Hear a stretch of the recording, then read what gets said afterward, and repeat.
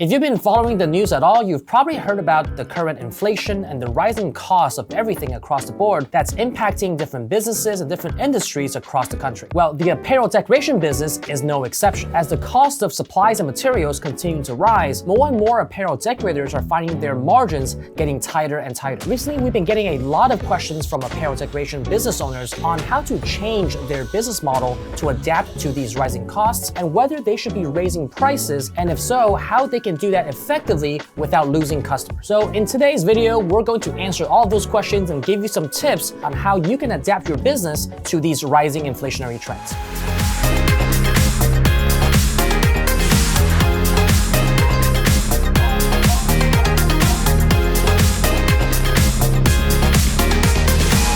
Alright guys, if you're new to this channel, my name is Henry Ma. I'm the CEO of Ricoma, and this channel is dedicated to teaching you everything you need to know about the apparel decoration business and help you start and scale your business in this industry. Before we get into today's topic, if you enjoy watching content like this, I would greatly appreciate it if you give this video a quick thumbs up, as it greatly helps out this channel, and make sure to subscribe to this channel for future updates as soon as new videos come out. So with that being said, let's jump into the 3 tips that you can implement into your business to adapt to these inflationary trends. Tip number 1 is to bulk purchase any materials and supplies whenever possible. Especially during times of inflationary pressures, you want to be able to have the option to bulk purchase things up front without leaving them for later. This is because if you're expecting the price of these materials and supplies to go up into the future, it might benefit you to stock up on these items now so that you can have savings down the road. One thing I would mention is you want to do this for things that you will use on a regular basis and that don't go out of style. For example, if you're an embroiderer, you might want to stock up on some needles or some backings and threads that you'll use on a regular basis, or even some blank apparel that you'll use regularly for your customers. You want to avoid stocking up on things that might go out of style very quickly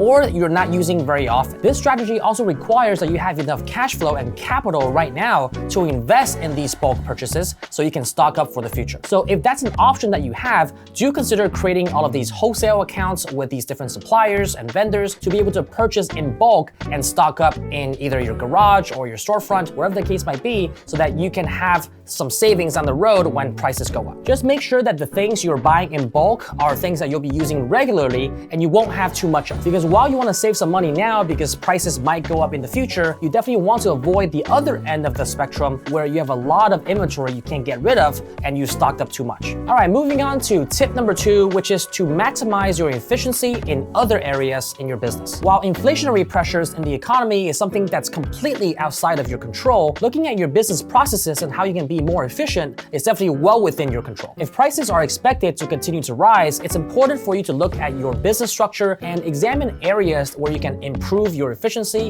and maximize margins. For example, think about your production process. Can you do things more effectively and more efficiently so you can churn out more orders in less amount of time? Perhaps think about rearranging your workshop or your workstation so you can find things easier and save time in those areas to streamline your production flow. Maybe even consider investing more time to master the craft, whether that be embroidery or direct-to-garment printing or whichever apparel decoration method you're currently using, so that you can master that art and be able to churn out orders much faster. Another great way to increase efficiency in your shop is to invest in larger equipment or different types of equipment. For example, if you're doing embroidery, you might consider investing in a multi-head machine so that you can churn out bulk orders much faster and save time on these larger volume orders. Even though you might be getting a slightly less profit margin per piece, you are making that up with volume. If your shop focuses on other apparel decoration methods like direct-to-garment printing or screen printing or sublimation, consider investing in additional pieces of equipment to double or triple your capacity. One thing I did want to go back to and mention that's specific for embroiderers is that if you're looking to invest into a multi-head machine to be able to maximize your production capacity, make sure you do have a single head lying around so that you can dedicate your multi-head machine for bulk orders and use your single head machine for small orders and samples. That way, you're not tying up your newly invested multi-head machine and churning off multiple heads to be able to run one small order or do some samples and testing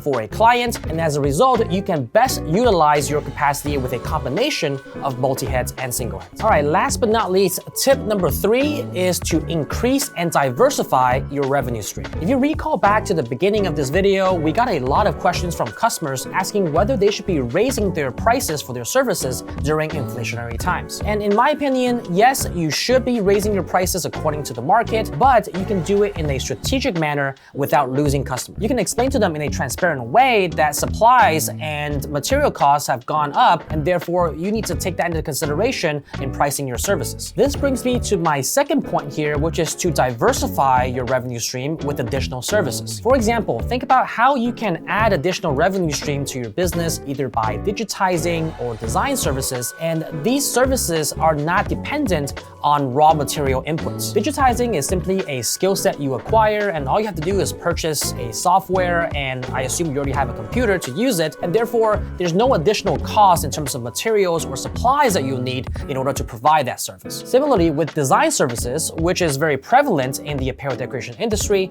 you can offer that as an additional value add to your customers. These are just two simple examples of services that you can provide that do not depend on material or supplies input. I would really encourage you to try to think of other services in your business that might be relevant to your customers that you can also provide without having material input. Not only do these additional services add different revenue streams to your business so that you can combat these inflationary pressures, you can also use these additional services to quote-unquote soften the blow to the price increases that you're charging customers. For example, a customer might be upset or slightly taken aback by the price increases of your apparel decoration services, but you can use these other peripheral services such as digitizing or design services to give them those services for free to combat the price increase. As a result, they feel they're still getting a lot more value even though they're paying for more, but they're getting these additional services from you at a discounted cost or for free. You can just do that in the beginning phases of the transition to a higher price point, or you can offer that as a one-time thing for this customer that might be taken aback by your price increases. Not only do you avoid losing that customer, but in the long run, you've acquired a new skill set in these additional services that can be very profitable for your business in the long run. All right, so in conclusion, the most important thing that you as a business owner should do during these times is to stay calm. The economy will inevitably go through its ups and downs, but always know that these things are temporary. It's important to not overreact and definitely not panic during these times of inflation or economic downturns, but it is important for you to adapt